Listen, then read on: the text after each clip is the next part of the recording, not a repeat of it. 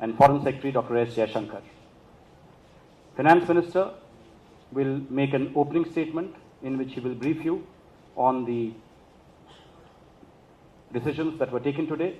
This will be followed by another statement by Mr. Hekmat Karzai, and thereafter they have agreed to take a few questions, but please remember we are pushed for time. So with that, I give the floor to Finance Minister. So thank you very much for all being here. On behalf of the Government of India, I welcome you all. My colleague and co-chair, Foreign Minister of Afghanistan, Mr. Salahuddin Ravani, had to return with President Ghani. I am delighted to have the Deputy Foreign Minister, Mr. Karzai, here with us today. I also welcome members of the press from both India and abroad. We have just concluded the 6th Ministerial Conference of the Heart of Asia Istanbul process on Afghanistan. I am happy to inform you that the conference had substantive deliberations on a number of facets pertaining to the situation in Afghanistan. We were privileged and honored that the conference was jointly inaugurated earlier today by the President of Afghanistan and the Prime Minister of India. In their respective addresses, both the leaders stressed the imperative of eliminating terrorism and violent extremism for ensuring peace, stability, prosperity, not only in Afghanistan, but also in the entire region. The conference was attended by delegations from practically every participating country, supporting countries, and international organizations, 45 of them in all. The delegations of Afghanistan, India, Iran, Kyrgyz Republic, Pakistan, Turkey, Turkmenistan, and of the European Union were led by their respective ministers. The conference also saw the presence and participation of guest countries Austria, Bulgaria, Latvia, and Uzbekistan. The conference adopted the Amritsar Declaration, which puts focus on the heart of Asia countries and supporting countries and organizations working together to comprehensively address the menace of terrorism. I trust you have the copies of the declaration or will soon have them.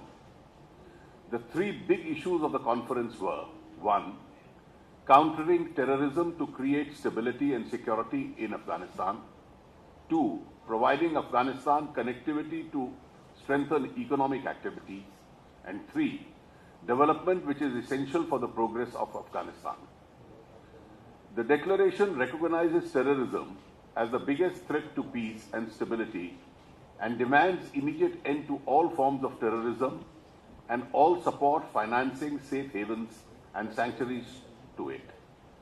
For the first time, a Heart of Asia declaration expressed concern at the violence caused in Afghanistan and the region by terrorist groups like Al-Qaeda, Daesh, Lashkar-e-Toiba and Jaish-e-Mohammed, etc.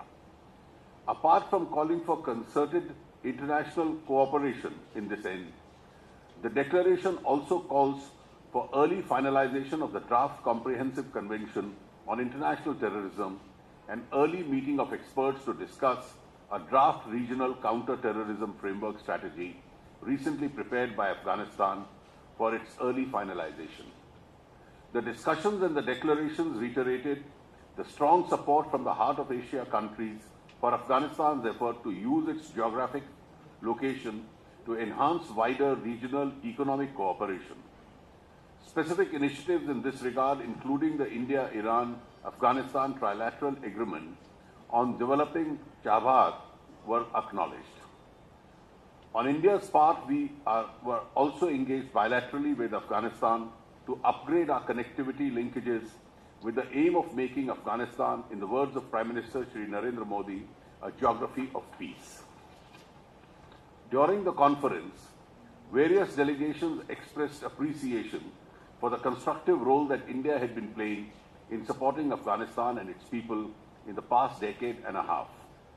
You would also have noticed that the choice of Amritsar as the venue of the conference was a deliberate one intended to highlight the immense potential for regional connectivity and the benefits it can bring to landlocked Afghanistan, provided concerned countries show the required sincerity and political determination. During the deliberations, the delegations welcomed the offer of the Republic of Azerbaijan to host the next ministerial conference of the Heart of Asia Istanbul process as co-chair in 2017. Over the last 2 days, when the large majority of participants in the conference were in Amritsar, we had the privilege of arranging visits for them for some places of historical and spiritual significance in the city, such as the Golden Temple and the Jallianwala Bagh. They also visited the integrated checkpoint at Atari.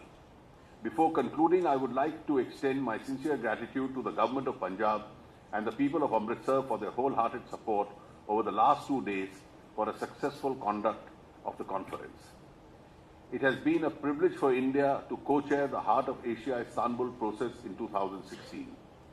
As we pass on the baton, we look upon the year with satisfaction. We believe that we have contributed in a significant way to the process through the initiatives we took and the activities we organized for the betterment of Afghanistan.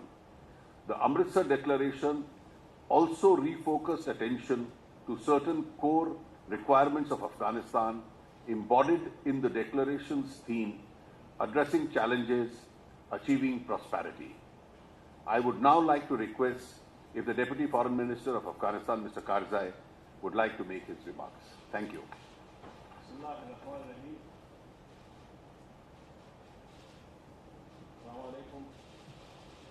Bismillahirrahmanirrahim. Assalamu alaikum.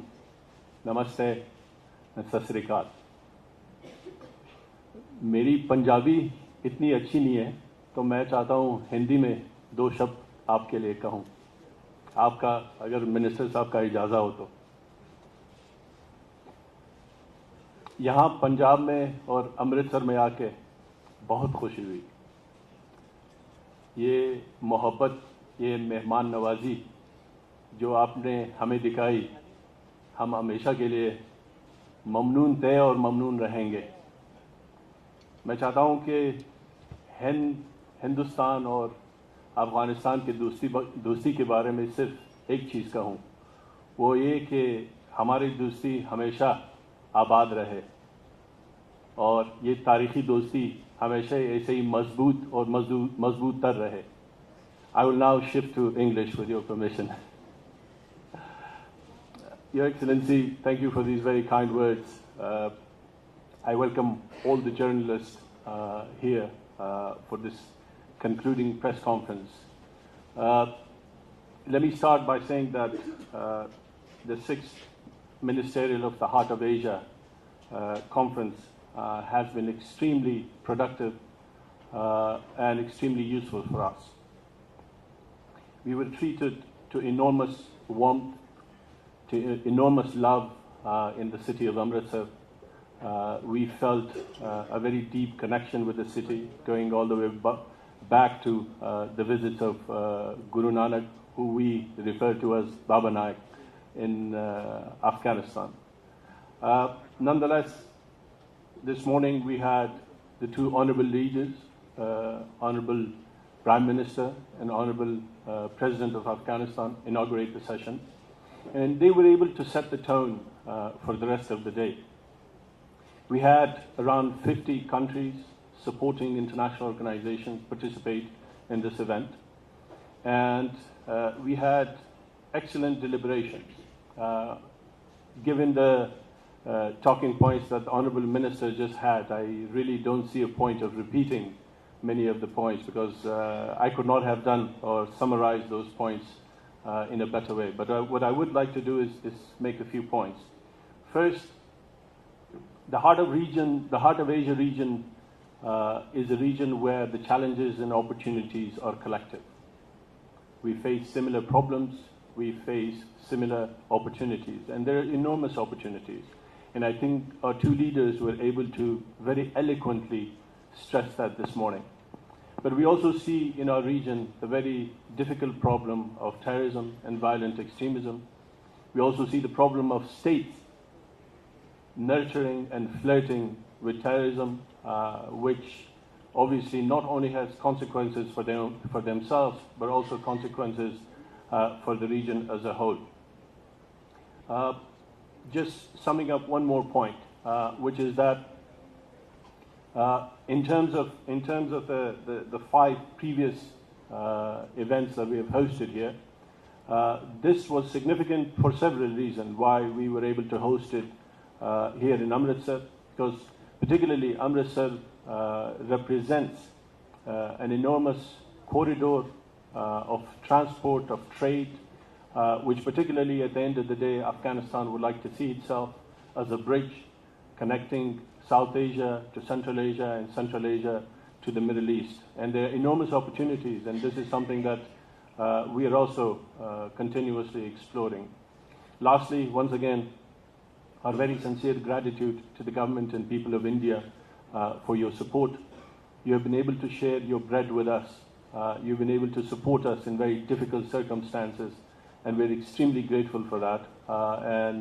I pray that this relationship continues to stay strong. Thank you very much. I thank the 2 ministers for their statements. The floor is now open for a few questions. I recognize Sachin Badholia of Univarta. I believe there are no mics, so please speak up. Oh, there is a mic.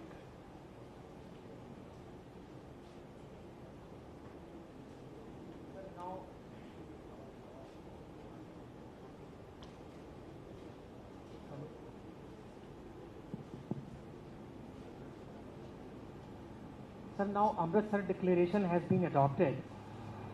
Sir, how much time was devoted to terrorism and what was the general sentiment?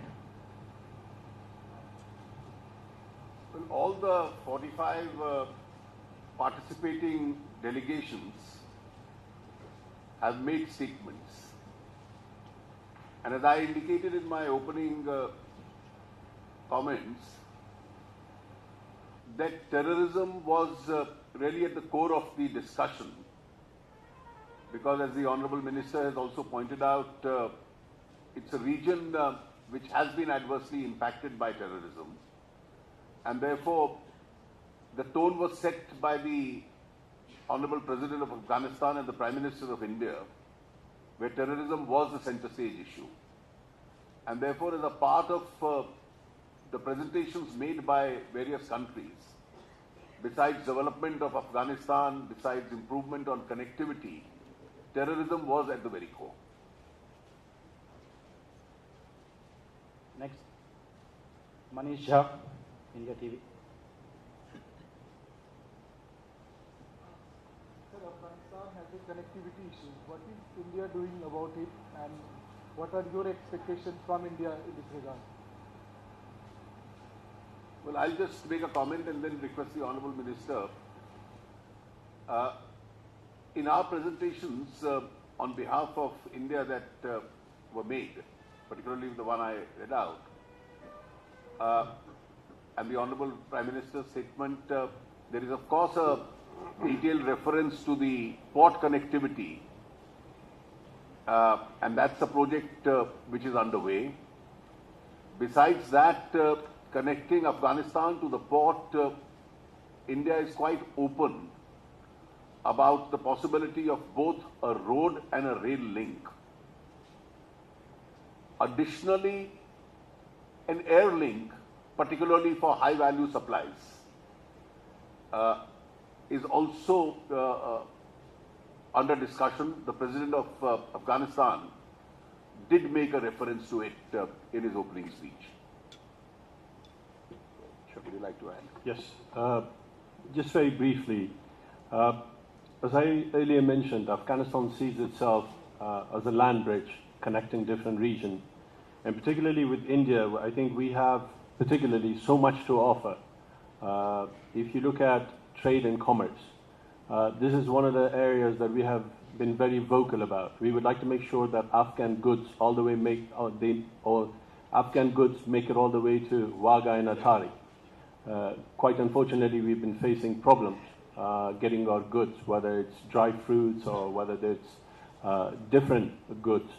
We've been having difficulties, so we would like to make sure that we're able to send them all the way from Afghanistan here. But there are difficulties, and we want to make sure that politically we are able to deal with these challenges. At the same time, we also want to make sure that Afghanistan, and particularly the region of Central Asia, is quite rich with resources, minerals.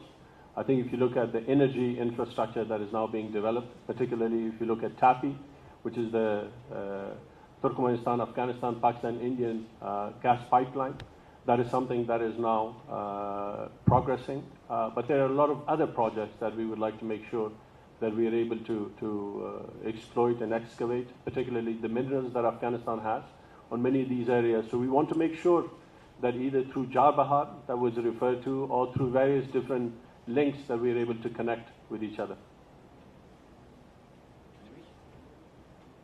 I'm afraid we have time for just one more question. I recognize Elizabeth Roche.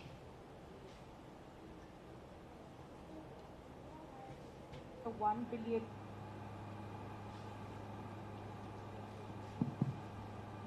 Sir, India has extended an additional $1 billion of assistance to Afghanistan. This was in September. Have any projects been identified as to how this $1 billion is going to be utilized? Any specific projects identified? Well, we have been supporting, and one of the key areas is going to be infrastructure in Afghanistan. Also, as a part of this plan, areas such as housing and skills development are two items which could be on the agenda.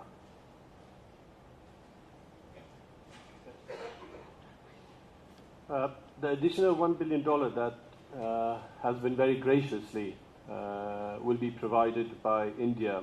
There have been some preliminary discussions that have taken place, but at the same time, there are certain priorities that both governments have agreed on, particularly looking at water, looking at creation of certain dams, water management, and as the Minister also mentioned, vocational training, skills development in specific areas. So there are discussions that are taking place. One thing that I should specifically mention, the assistance that India has provided thus far has been quite generous. And our President also mentioned this morning that it's assistance that is without any strings.